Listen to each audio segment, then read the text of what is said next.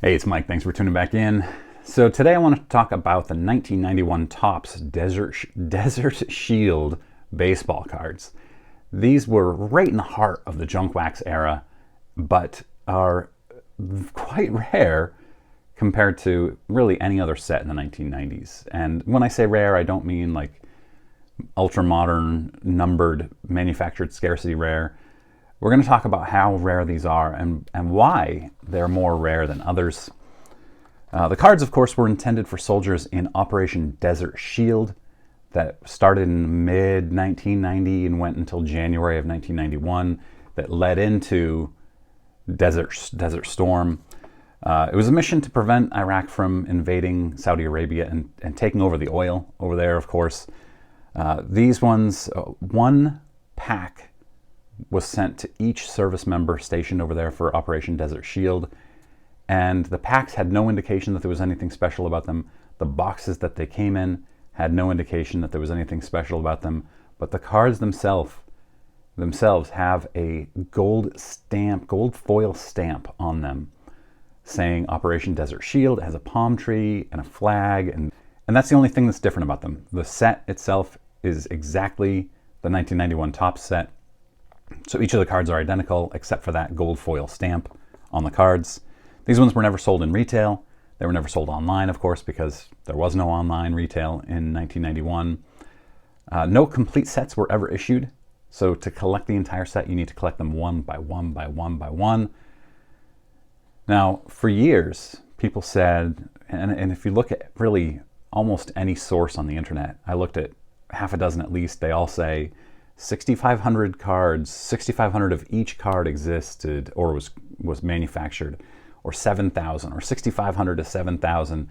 There's one that said 6,313, but postwarcards.com, I think pretty recently, obtained a memo from Topps produced in December of 1990 that showed that there were 500 cases produced for this Operation Desert Shield, and with 20 boxes per case, 36 packs per box, and 15 cards per pack. You multiply all of those together and then divide by the number of cards in the set, which is 792, comes out to 6,818 issues per card. So each card was produced only 6,818 times, if my math is correct here. There are 73,000 that have been graded by PSA, which is quite low for a 792 card set from the heart of the junk wax era. Only 18% of them have been PSA 10s. To give you an example of how low that is, the regular 1991 Topps set has more than 40% PSA 10s. Remember, Desert Shield 18%, regular 1991 Topps over 40%. They're the same exact cards, same design, same everything, except the Desert Shield foil stamp. 1991 Topps Tiffany, similar to the regular Topps 1991, 38% PSA 10s. So why are these lower than the others? So first of all, why is the population so low when there were more than almost 7,000 produced per card? It's because most of the people who were receiving these, most of the troops were not collectors. So they threw them away or they put them in the fire. They just didn't keep them. So why is the PSA 10 population so low? It's because the hobbyists who wanted to keep theirs didn't have any hobby supplies. They didn't have penny sleeves, they didn't have top loaders, so they just got shoved into duffel bags and traveled back with them in nothing that would keep them good. Now, a lot of those PSA 10s are believed to have been potentially ones that were kept in the United States, ones that just never made it to the Middle East at all. So they didn't need to travel. They could easily be put into hobby supplies. So the best card in this set, the most sought after card in this set, is the Chipper Jones rookie card. Just like in the regular 1991 Topps set. The last one publicly sold for $16,000. It's PSA 10. Sold for $16,000 in July of 2022. This is a population of 30 card. Only 4% of them are 10s. And so every time I mention, you've got one card that's 4%, such a low pop, but the whole set is at 18% pop 10. People say, oh, that's PSA controlling the population. Maybe, but to me, that's people pulling a Chipper Jones, and you're always going to send a Chipper Jones in to PSA. Whereas if you pull a, I don't know, Mike Greenwell, my guy Mike Greenwell, you're probably not going to send that one to PSA unless it looks absolutely mint. And so those ones, the commons, are more likely to mint at PSA than the Chipper Joneses and the Ken Griffey Juniors, because if you're sending in every Chipper Jones or Ken Griffey Jr., you're less likely to get a Gem Mint 10. To compare the $16,000 sale to the Tiffany Chipper Jones last public sale was in July of 2021, $5,000, about 1/3 what the Desert Shield one did. Population's pretty similar, 41. And only 5% of the Chipper in the Tiffany have been 10s. There are actually 52 Desert Shield Chipper Jones autographs authenticated by PSA DNA, which I thought was cool. As an autograph collector, I'd love to have that one. The normal 1991 Topps Chipper Jones population is over 5,600, and that one's 43% gem rate.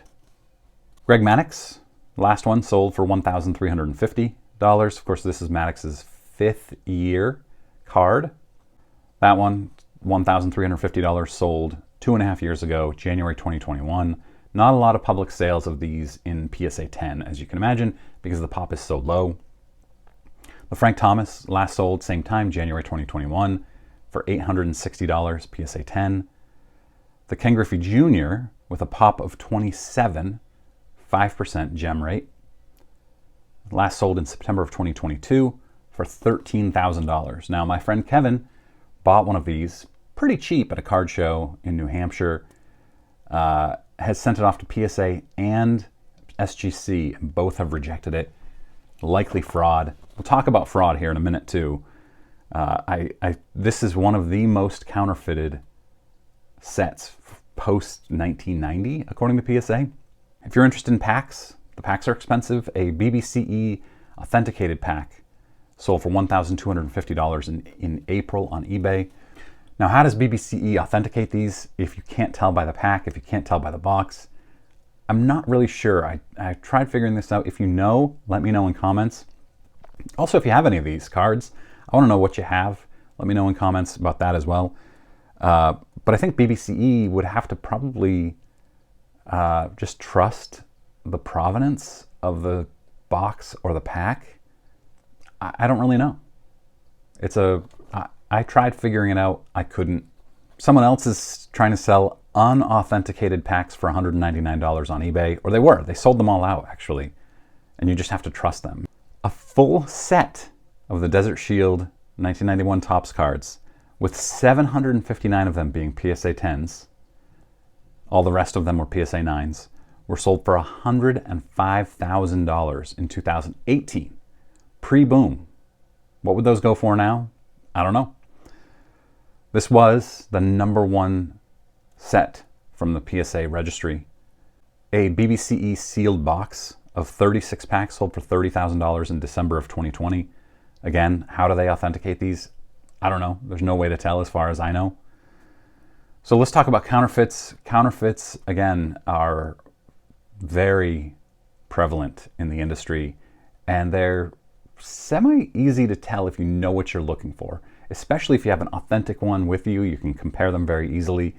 Cardlines.com, I actually found a lot of good information on Cardboard Connection and Cardlines.com. Cardlines.com actually does a nice table showing the differences between real and fake.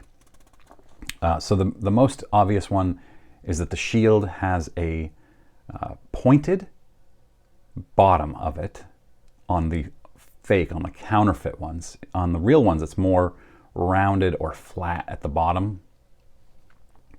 On the authentic ones, on the flag, the stars are dots. And on the fake ones, it just doesn't have those dots at all. The palm leaves shouldn't touch the edge of the border, or the border of the Shield. but in the fake ones they do or can. In the fake ones, the coconuts on the palm tree are blurry, but in the real ones they should be distinct. So that's how you tell. There are a number of ways to tell, of course.